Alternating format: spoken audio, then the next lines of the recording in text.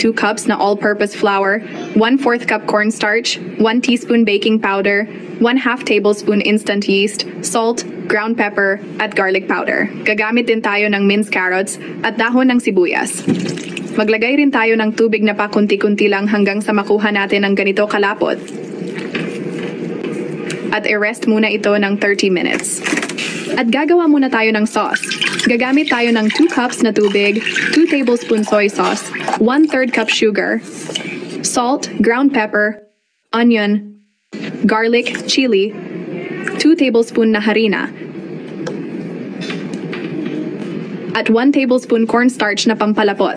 Haluin natin ito at pakuluin hanggang sa lumapot itong sauce. At itabi muna ito. At after 30 minutes, ganito na ang kinalabasan ng ating mixture. Magsuot lang tayo ng plastic gloves at lagyan ng kaunting oil. At kukuha lang tayo ng mixture din, i-press nyo lang ang iyong kamay. At magpo-form ito ng pabilog. At kusa itong lulutang kapag naluto na. At luin lang natin ito hanggang sa medyo mag-brown ito. Ito na ang ating masarap na merienda na veggie balls. Di ba napakadali lang pala gawin at pwede nyo rin itong pagkakitaan.